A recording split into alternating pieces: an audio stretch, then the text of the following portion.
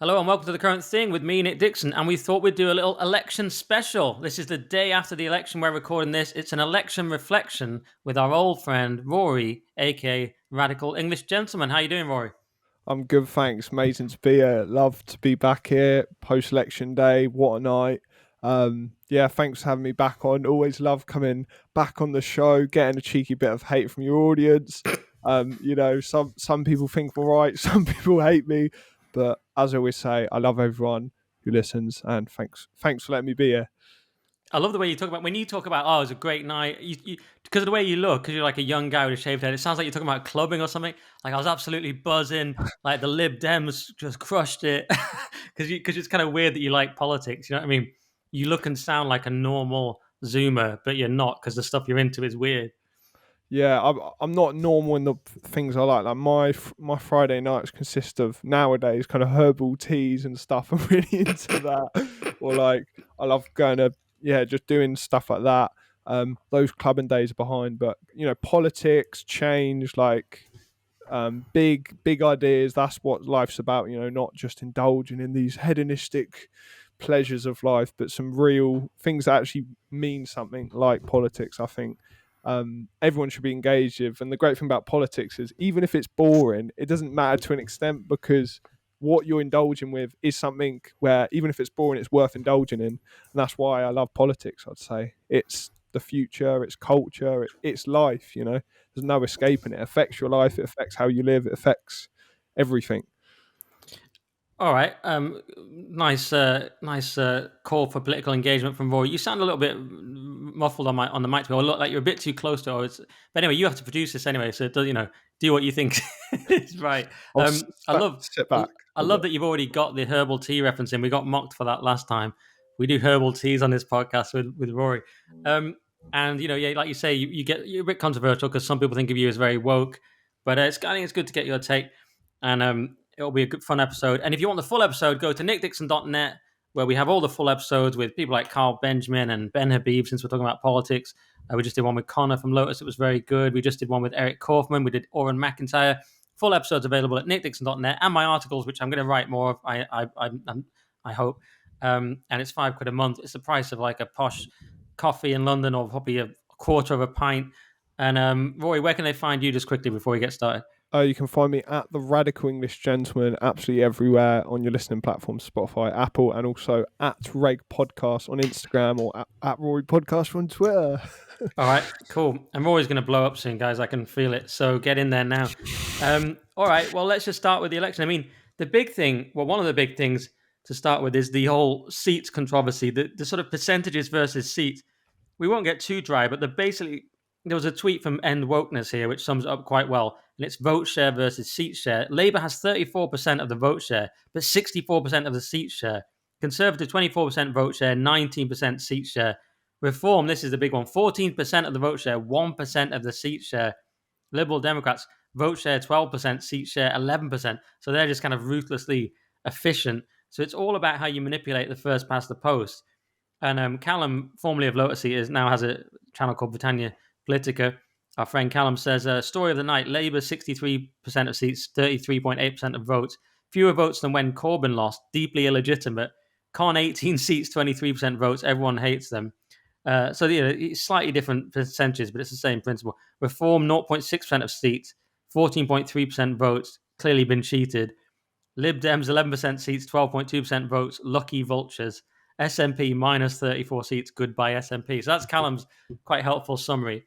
And the question here, I suppose, is: does this mean we need proportional representation? Is our system a joke, or is it just how the system works? So it's irrelevant, who got more votes when it's all about seats. Like, one thing is, Hillary Clinton used to say, "Well, I won the popular vote," and the Republicans were like, "Yeah, but that's not what it's about. It's about winning states."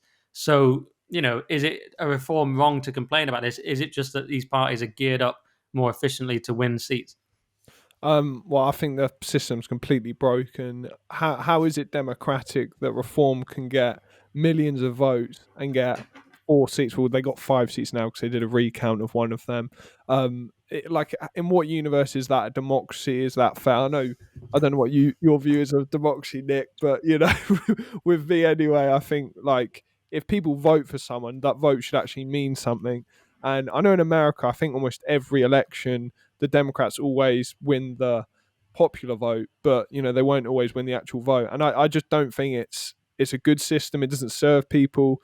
And it's weird as well because you have people like the Greens want to change it to PR, but that would also mean that people like Reform or right wing parties would actually have more representation, and it would open politics as we know it because we'd have parties popping up everywhere. People would be like, "Oh my goodness, what I actually vote for actually makes a difference."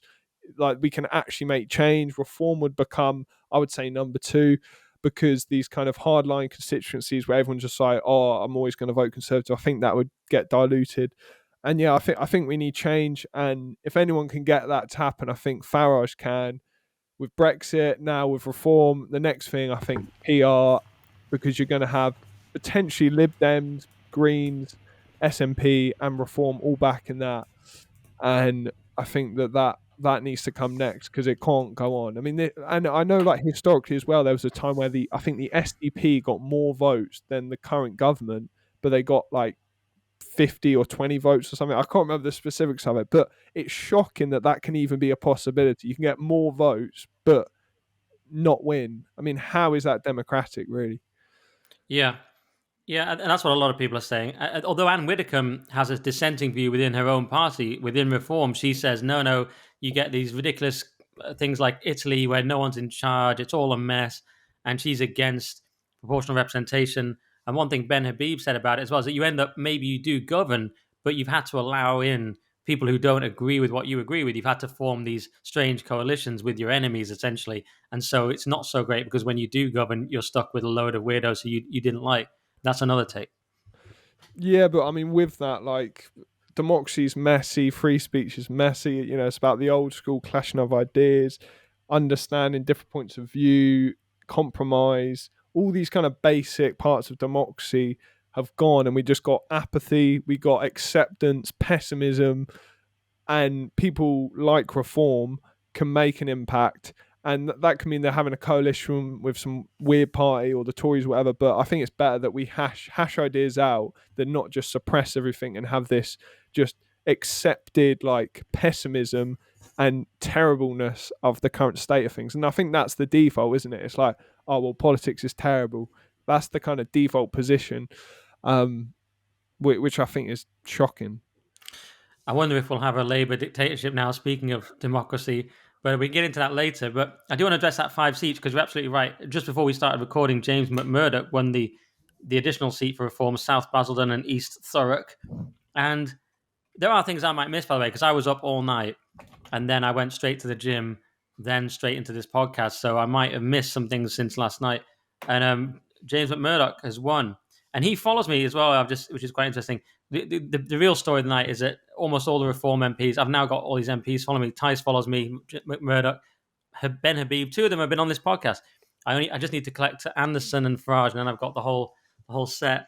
And by the way, how late did you stay up, Roy? I think it wasn't as late as me. I'm hearing. No, no, I mean very impressive. Stayed up the whole night, then went to gym. Not as good as that. I stayed up to about 3, but I had a, I had to do a call in the morning quite early, and then also tomorrow I got this thing that I'm doing a media thing that I can't name what it is. Right. So I couldn't. I mean, yeah, I'm sure that is kind of chicken. I'm a young 20-year-old person. I should probably be staying up. It's kind of Shocking. pathetic, but Those herbal teas aren't doing it. I was up all yeah. night.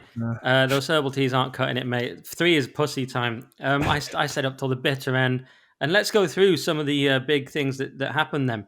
So, well, I think we talked about the percentage a little bit. So, I mean, Reform did very well in the Northeast, I noticed. The BBC were playing it down when I was watching, but they were spanking Conservatives, coming second many times. I mean, they came second a lot. And, of course, haters will say that just split the vote and allowed Labour in, and that'll be very much the Hitchens take, which he's been saying. What do you think of that, actually, by the way? The idea that it was foolish to vote Reform because all you were doing was ushering in this horrible Labour government.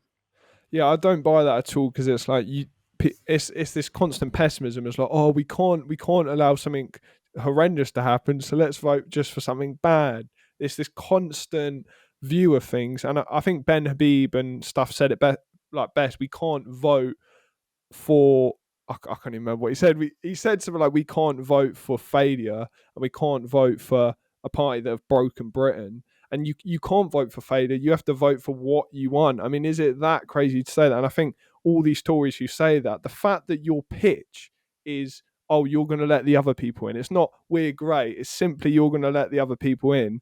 It's just pathetic. Like that's the hill of argument you're dying on.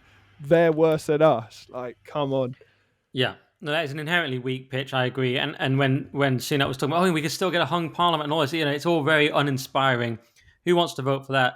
I see what Hitchens meant, that it's you got to vote tactically, and it does raise a question. What would you have done in a certain seat? For example, would I have voted for Miriam Kate, who sadly has lost the seat, which is terrible. But because if I was in Miriam Cates' seat and I think, okay, this is actually a good Tory who I like, and maybe I don't care about the Reform candidate, it would be a tricky one. In my seat, without doxing myself, it was actually in my old constituency. I realized I'd moved down the road and I'm in a different constituency. So I didn't realize for a while. So until I researched it just before the election. So I was looking at my candidate going, this person's pretty rubbish, but it is the party I want. And then when I was in my new constituency, I was like, oh, actually, I can vote for a strong candidate who looks really smart and has great experience and is the party I want. So it was a no-brainer for me. It was also a no-brainer for me because Labour couldn't be stopped in my area anyway. There's not a chance. And then the Lib Dems would get a massive. Or the only chance you could possibly have would stopping them with someone like the Lib Dems, who are also awful. So what would be the point for me? So it wasn't really much of a dilemma for me. Was it a dilemma in your seat? Uh, well, not well. The Not candidate that who's you're voting for, like, I yeah. don't even know who you're voting for anyway, but I'll say who I voted for. A bit of a shock actually, because I said I wouldn't, but I actually voted for Reform.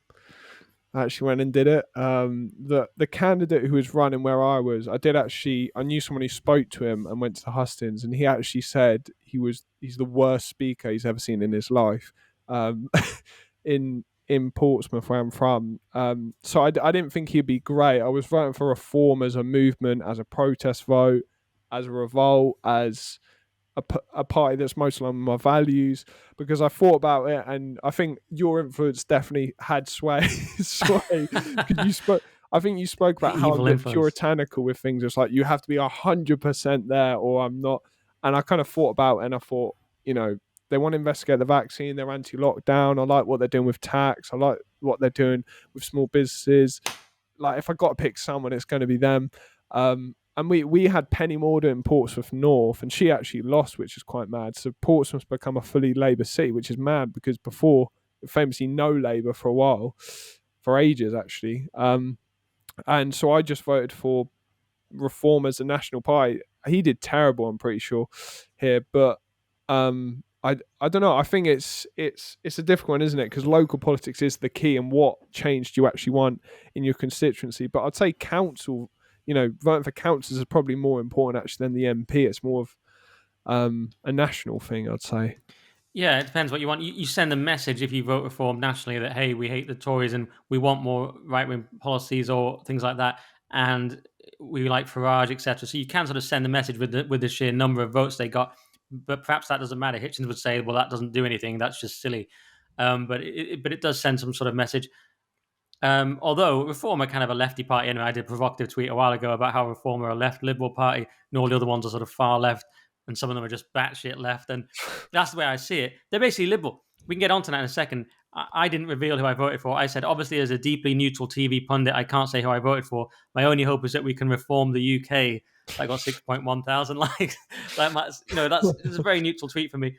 I had some funny other things where, I'm like, I just can't help putting out funny tweets. And I put one that said, I voted Labour because at the end of the day, Sir Keir Starmer is a decent working class man who will protect the LGBT plus community and get their emissions down. Rose, rainbow flag, trans flag. The shit I got for that tweet was unbelievable. But like the amount of people not getting that, it's not they have to know me, right? One, they could know me. Okay, you don't know me. You can't take 2 seconds to check my bio. You can't take 2 seconds to check any of my other posts. Okay, fine. But what do you think the sentence means? The amount of abuse I got for people thinking I was voting Labour. You have to look at that sentence and go, he obviously wants to get gay and trans emissions down. Like, how can you be that stupid? But I suppose what's happening is people are literally looking at 3 words and then they're just coming in with their tweet already. But then, how emotionally out of control are you, and how short is your attention span? Don't you think the fact that people couldn't unpack that, isn't that a bit worrying? Yeah, your tweets during the election were legendary. I was seeing them. I was just like laughing away. I love the guy like that. What's his name? Baldrick, or whatever, doing Oh the yeah. dance. I Oh was yeah, that was crying. awful. Tony Robinson saying it's election day, it's election day. It was so annoying. I was Oh. like, yeah, another actor trying to influence the election, presumably in this case to stop anyone voting Labour. Yeah, it was so Oh, annoying. What are these so people class. like, man? And the other one I did, I just can't help myself, was this Lib Dem one. I thought, well, I'll just say I voted Labour, then I say I voted Lib Dem so that no one can tell. Just flood the zone like Trump. And I said, this may surprise some, but I decided last minute to vote for the Lib Dems. Who else can explain the single market while falling off a paddleboard? It was an easy decision in the end. I got, again, not quite as much, but still quite a lot of abuse for that one. And I'm just like, I wrote to someone, read it back again slowly to see if I'm serious. Like, in that tweet, you have to believe that I actually am voting for someone because he fell off a paddleboard while explaining the single market. I mean, Rory, explain to me what's going on there. I understand people don't get sarcasm online, but what do they think I mean then? I think it's because people are so emotionally invested and so tribal that they can't even fathom comedy because they can't acknowledge a difference of opinion, and then that will break their worldview. So they can't afford to entertain comedy almost because in case it kind of pushes them in a different direction, I would Like say. you, they're suddenly voting for someone different.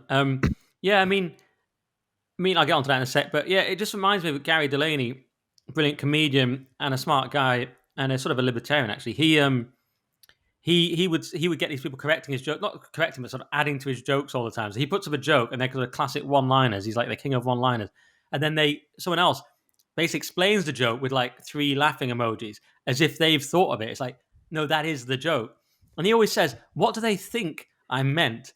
If they had to add that, what did they think the point of the of the post was? You see, that's why they're so stupid. It's not just that people can't get sarcasm. This is a bit of a hobby horse for me. I'm sorry, but Well, it's no offense, sorry to interrupt, but no offense to American people listening, but I would say that's just like American comedy. You know, well, you're the expert of comedy, not me. So I'm an amateur knowing this stuff, but constant exaggerate. They always have to like add an extra bit of funniness or make it extra blatant. They can't let a joke breathe, let a bit of humor sit. They always have to like be hyperbolic, and I yeah. can't stand American humor. Yeah, it's very different. I think if I had to theorize, and I'm not Jimmy Carr, I'm not a historian of the joke, but I think England is this class-based society, densely populated country. You've had to sort of say things by suggestion. The kind of classic Blackadder. You're the underling, but you're the smarter one. You're the fool in King Lear. You say things by suggestion and indirect, indirect oblique methods. Whereas in America, it traditionally has been this more open, expansive country, and it's all about it just has been about just speaking your mind, free speech, speaking out. It's a different culture. So I think a different comedy emerges. Although you've also had the sort of black comedians who are coming from speaking about their experience. I don't know. I'd have to do a lot, write a whole book on it. But our humor is definitely more oblique. And I think it's yeah, but better. then a lot of these Yeah. people are English people responding to this, and most of them are. It's the English election, it's the British election. They just can't get it. It's just. But when you contemplate that question, what did they think I meant? That's when you enter the kind of Zen sort of Cohen of insanity. You're like, they're so stupid. They must have taken this at face value. It's crazy, man. Anyway, sorry if that's a bit self indulgent. The fact that I moved you to reform is quite strange. It's to have that influence. I'm like influencing the youth. I don't know how to feel about that, but I I know mean, you're only saying I was one part not of to it. give you too much credit. I mean, it Yeah, yeah, wasn't. You did obviously have influence, but it wasn't just you. It was. I would say my brother had influence because he was like, if they align most of you, what like because I was criticizing him because he was voting. Everyone in my family is voting Labour, and always have, and I'm obviously the kind of odd one out in that sense. And he was saying like if they align with you most stuff, why aren't you voting reform? And I was like, oh, because of this, because of that.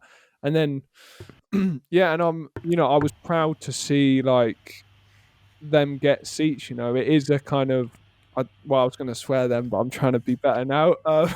F you to the establishment, if you want to call it that, because they are talking about things that no one will talk about, and they represent a demographic of people that by the mainstream media are kind of nasty, vile, racist bigots, and seeing them actually win and kind of change that perspective is it's nice to see. It's nice to see people who just think anyone who likes Farage, or not Farage, but reforming in general, is just some sort of like vile human. Just to see millions vote for them is just such a middle finger to those people who are so disconnected from so many people. And the fact that they came second in like 97 seats or something is incredible. And they just started. They're a limited company.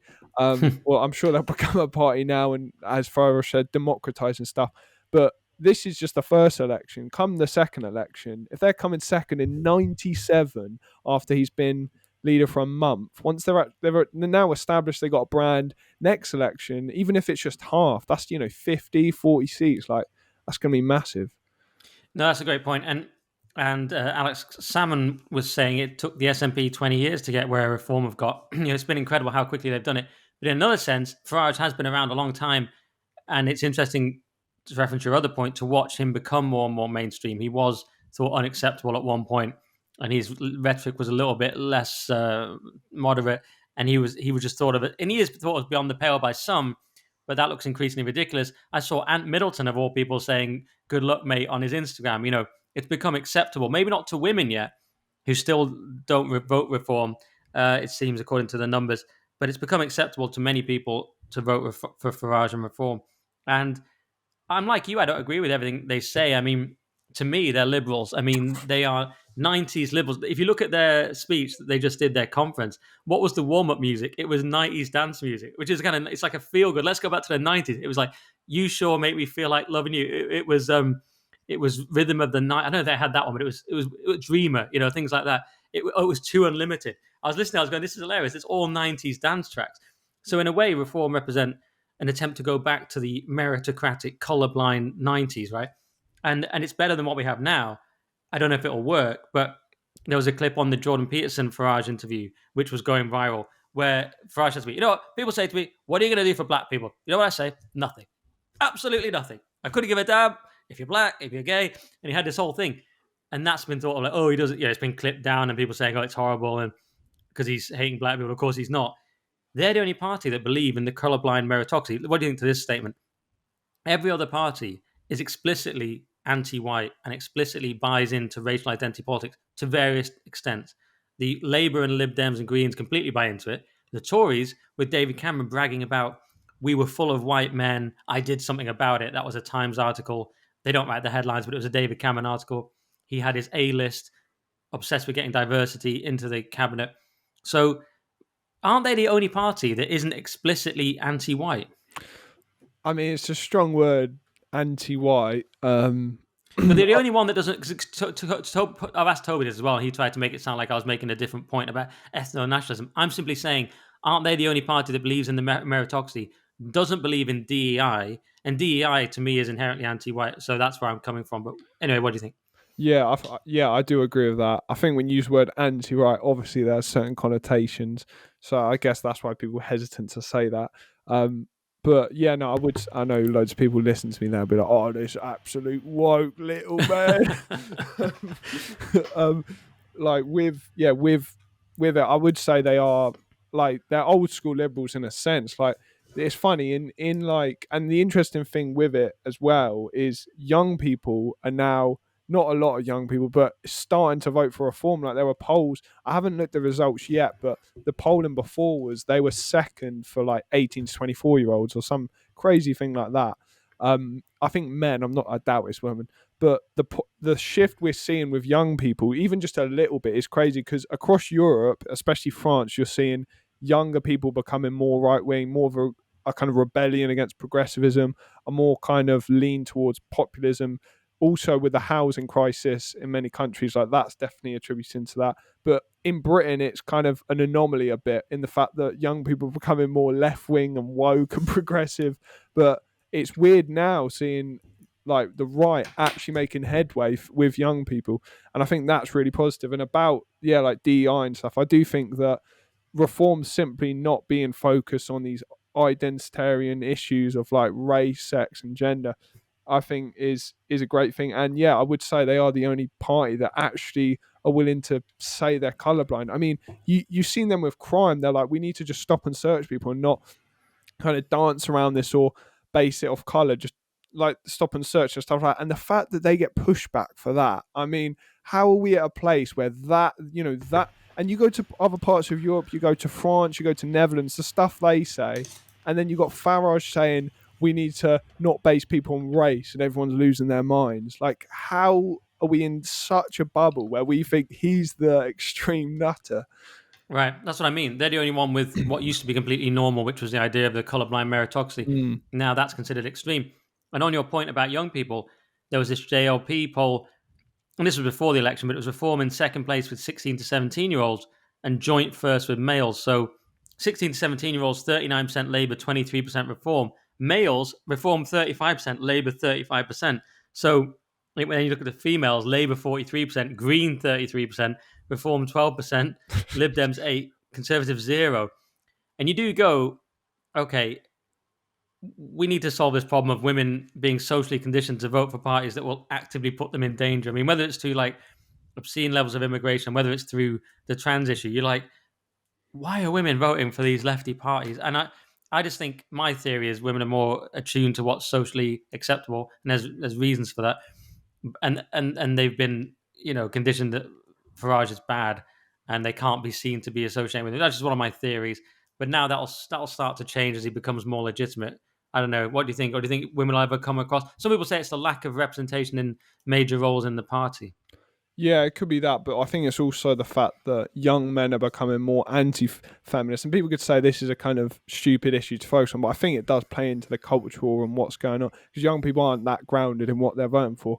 Like young men are becoming more anti-feminist, and it's like one of the first generations now of people growing up to be like anti-feminist, and then you got women who are becoming more liberal, more pro-feminism, and it's the inversion of what feminism meant. So like if a young woman now is more liberal on average, they can't side with reform because that's socially suicide to do so. Like if I knew a woman, I don't know any girl who's voting reform who likes reform because to do so, there's other things connotated that there's like anti-feminist or maybe they're not pro-abortion or maybe they're like maybe a Christian and all these things are quite kind of taboo or there's a disdain for them with I think progressive women nowadays, and reform are that kind of olive branch to normality and tradition. And I think for young men, you're seeing them looking at what's going on. They're like, right, we need some normalcy is that even a word in this kind of sea of madness.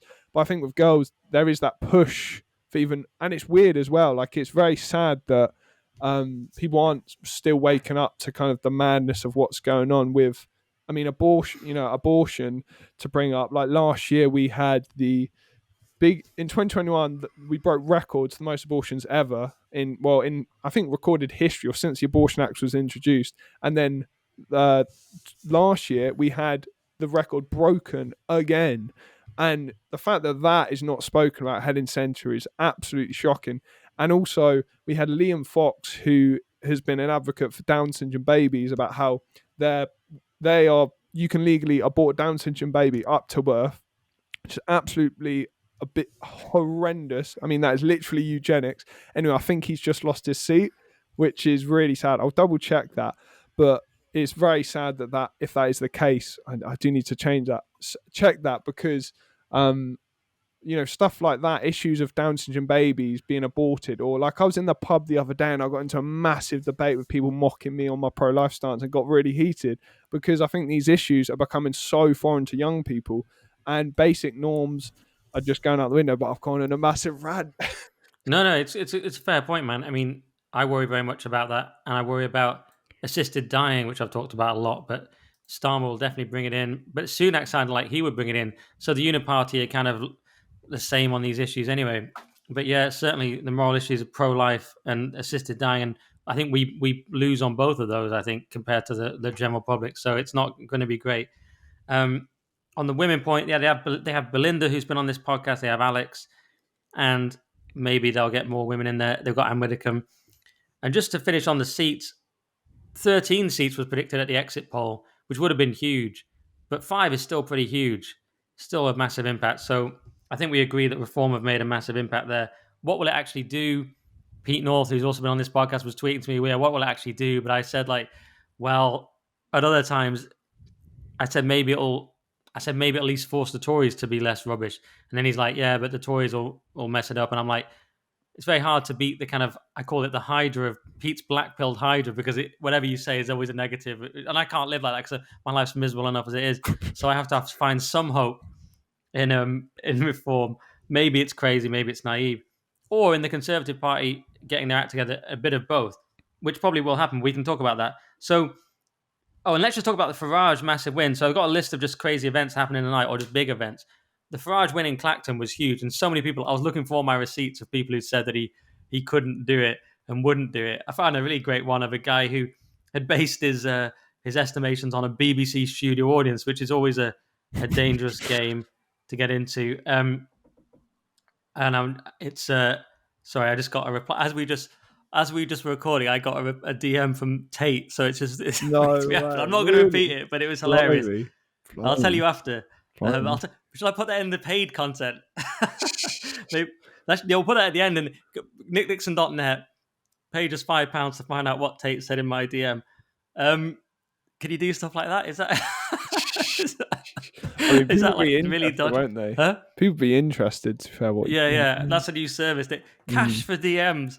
The desperation. Anyway, this guy I'm talking about, because I was just looking on Twitter, it says, I've said it before, Farage isn't anything like as popular as he and the media seem to think. The majority of the public are now against Brexit, which is his only brand. The UK is changing and his type of falling out of favour. He's going to lose in Clacton. Hashtag BBC debate. That's from the 7th of June. Tom Hadwin. That is a bad take, isn't it? And by the way, Roy, you predicted that Reform would get, what, second in the vote share or something? What did you Yeah, say? I think I said second. I said, well, I mean, that guy's absolute moron. I like I predicted. So when I'm not sure if I said Farage would become leader. I'm not sure if I did, but I think I did. But correct me if I'm wrong. Anyone who's listened to past episodes, but I think I predicted Farage would become leader, then they'd become second in the polls. But I wasn't sure if he was going to run or not. I mean, if he's leader, he would have obviously. I'm not sure if I did, but I did say Lee Anderson would join Reform, they would surge, and then they'd overtake the Tories in the polls. And then my final prediction was, like I said, either before or after the election, Zuella would join Reform, and then they would become the official number two as a kind of statue party as the opposition to Labour. It hasn't happened yet, but who knows? Will Zuella leave? I don't know.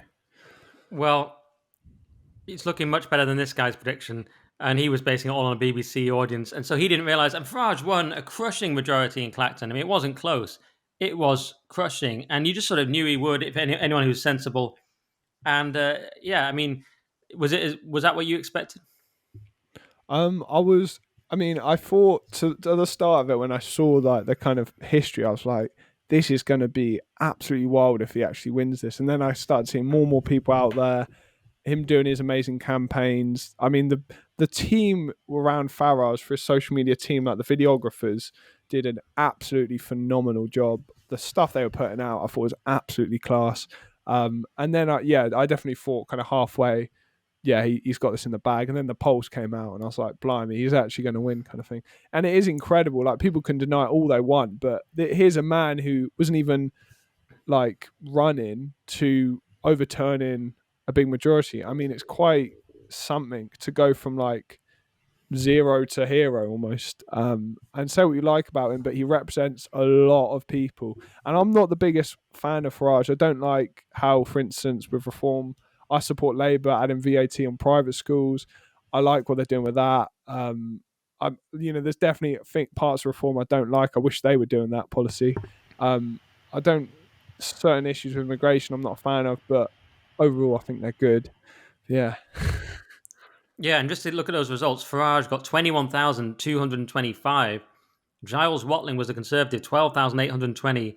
The Labour guy, I can't be bothered trying to pronounce, got 7,448. He was very stylish, though, but he only got 7,448. Farage absolutely crushed it. And yeah, I mean, that was massive. And I thought he would. But let's look at some of the other big wins and losses. Mog lost, which is sad. I was really sad for Jacob Rees-Mogg. Presumably he'll be back on GB News, which is not a bad consolation prize. I mean, when your consolation prize is my actual job, how bad can it be? But Grant Shapps, I was less sympathetic. A sort of wet Tory got spanked. You could see it disturbed him. He didn't look great, and I don't want anyone to be sad unless they're really evil. But he got destroyed or beaten narrowly. But he's a big figure to be beaten. Penny Mordaunt, and that's huge as well. We were told, oh, Penny's the leader. Penny should be the next leader, and I always thought she's way too woke, and we don't know what she really believes. She lost. So I just think that destroys this idea that the Tories should go to the left and go to the One Nation. I mean, I tweeted, I said, remember when we kept being told Penny Mordaunt was the direction the Tories should go, while Suella was beyond the pale? How's that working out? We were right, and because Suella won, and she won convincingly. Whereas Penny lost, all these people, and Rory Stewart keeps popping up, and he was saying this on the telly, like, oh yeah, we should really, it's really a shame that the Tories, they're going to move to the Farage side, and they need to move to the left. It's like, do they, Rory? Because to me, a left-wing Tory is a completely pointless beast that's just destined to go extinct. I mean, let's have a look. Suella wins, Ian Duncan Smith wins, Kemi won as well, which we'll talk about. Now Hunt won, he squeaked it, and he's obviously the Chancellor. Sunak, of course, won, but my overall read on that is with Suella, Priti Patel, IDS, Kemi winning, but Shapps and Penny losing, that it's really it's this death of the wet, with Mogg being a kind of outlier, and obviously Sunak and Hunt. What do you think? Yeah, I agree, and I agree that going to the left is I mean, there's such an out of touch position with the Tories. The notion that them doing that will bring back votes when their votes been split with Reform that are radically to the right of, not that they're far right, but compared to the Tories anyway, they are more right wing than them. The notion that that's true, and it's funny because Penny Mordaunt was a local MP technically. I thought she would win, and she lost. And Zuella Braveman, always say her name, Suella, I always say her name. She was actually also my other local MP because I used to live in Fareham. And I think that it's crazy that if they went to the left, because I think the Tories are broken on both fronts, because if they go to the left, they got Labour, who are either going to kind of stay in that centre left position, or they're actually going to go left wing. And if they do, if the Tories go centre left, then you've got the Lib Dems, then the Greens, they're homeless. No one's going to vote for them. Like, no one's going to look at Conservatives and go, oh yeah, they're really going to enforce left wing policies. And also, they're conservative for a reason. So why the hell would they go left wing? And then if they go to the right, they got no Reform people trust them. Until Reform gets dissolved, they're going to have a massive chunk of their electorate going for people like Nigel and Reform. And also, they're not trusted because they're too moderate, so they're not going to go as far as Reform. The only way, I guess, to an extent, is if they go further than Reform. That's the only way they could actually garner some votes. But I don't think anyone would do it, because they would have to challenge Farage. They would have to they'd have to really go right wing. And I don't think there's an appetite for that, like, kind of nationally. I think Reform got the perfect balance of kind of keeping people in the party, being pretty moderate on a lot of policies. But I think the Tories are hopeless, whatever direction. But I certainly think that if they went more left wing, they would be even worse if they went right wing.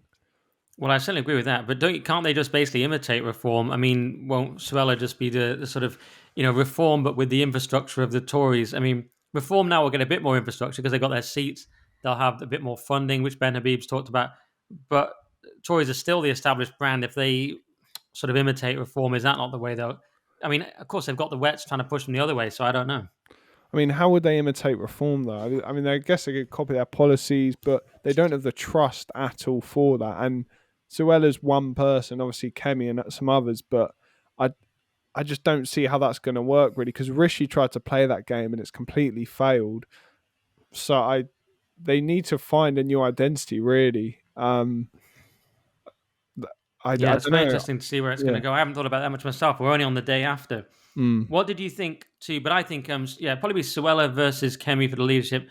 Toby's obsessed with Kemi. I would be Team Suella if I had to pick. Obviously, I'm Team Farage, but yeah, it's interesting to see where that goes.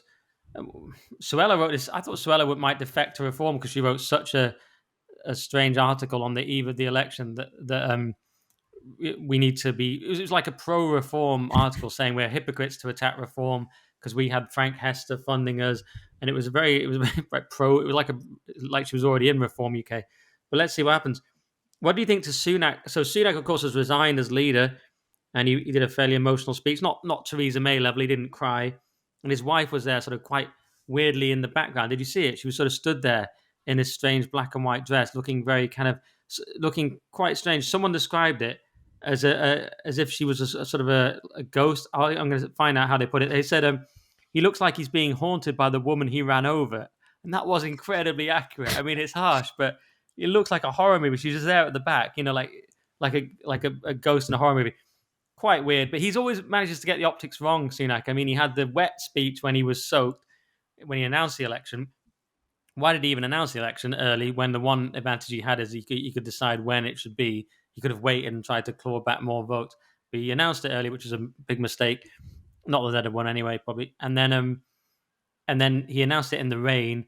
Later, there was that picture of him with the model with like tattoos up to her face, and he just sat smiling in the background. There were just numerous kind of ridiculous, sort of bad things. There was a thing when people said to him, there was a Sky TV thing, what didn't you have growing up? Oh, Sky TV. There was the thing where they said, what's your favorite meal? He said sandwiches. And I mean, it's mine as well, but it's not a meal, is it? What did you think of his speech? He said he's going to stay on as leader. Not sorry, stay on as MP, resign as leader, and he says he'll stay on as MP for 5 years. That wasn't in the speech, but he has said that elsewhere. But people are speculating that never really happens. Cameron didn't manage it. Boris didn't do it. You can't really stay on when you've been leader in the Commons. What do you think? I think I mean, here's a controversial one. I actually felt a bit sorry for Rishi Sunak during the general bit because Yeah, so did I. he inherited like a ruined economy. He inherited such an absolute terrible situation where anyone would do a terrible job, and he did the best he could. And I'm not a fan of him. I really don't like him. He's an out of touch millionaire who doesn't have a clue what regular people are going through every day. Like he's the definition of an elite politician, but at the same time, I thought like there was no winning. He had Zuella attacking him. He had Reform. He had a broken like he was just trying to put two bits of strings together in such a chaotic environment. I think anyone would have done bad. So I cut him a bit of slack for that. And yeah, I think his optics on everything he does look terrible. I mean, you got the petrol pump, that famous one. You got the sandwiches. It's like he's trying so hard to be a regular person. He comes across as even more out of touch, which I don't even know how he manages. So like everything kind of goes wrong for him, and it was just kind of fall after fall after fall, and then him trying to get Boris Johnson out at the end. It was just all so tragic, and I did actually feel sorry for him because I thought to myself, I kept on thinking, if I was Rishi Sunak, how terrible would I feel waking up in the morning every day when everyone doesn't like me, even my own party is falling apart. Like, what am I meant to do? And he tried to run with kind of the right wing vote and playing to reform voters. Didn't work at all. We get criticised from Farage or the party, and there was no winning. He had Zuella Braverman complimenting Farage while he's trying to rally the troops. I mean, I did feel like I would hate to be him so much, and then all the criticism, all the abuse, and I did think to myself, like, obviously this is politics, and to be a bit of a to humanize these people a little bit, but to think like that's a human being who's experiencing all that is quite something when you actually think like that's a human being who's going to sleep, waking up in the morning, checking his phone, seeing all this. Like it humanizes how we speak about them and stuff. And I think it's easy to get wrapped up in how terrible they all are, and they are mostly all terrible. But I think sometimes take a step back and be like, these are human beings is quite helpful. But yeah. Yeah, I mean, I agree with all that. He's certainly out of touch. I mean, his favorite drama is Succession, and he's right. It is probably the best show ever written. But he thinks it's a documentary because he lives in a completely different world of massive wealth and privilege. This is the world he's in. He's rich. His wife's even richer. that's just how it is. It doesn't mean he has to be punished for that. But I agree with you. I feel sorry for him on a personal level because I don't think he's a bad guy. I've never thought he's a bad guy. I don't really think many people do. He's yeah. You can say he's out of touch. You can say he balls it up. He's not very good at politics. The one thing you can say that's pretty nasty is he knifed Boris, but we don't know exactly what went on there. But because he didn't have to, unseat the prime minister and and then jump in when Truss was gone. He didn't have to do all that. So his ambition is obviously there, and you sort of wonder what it's there for. It's almost like he's got all the money, so what else is there? Well, there's only power. So then he just blindly goes for the power without really thinking, what do I want this for, and why am I doing it? That's one of my theories.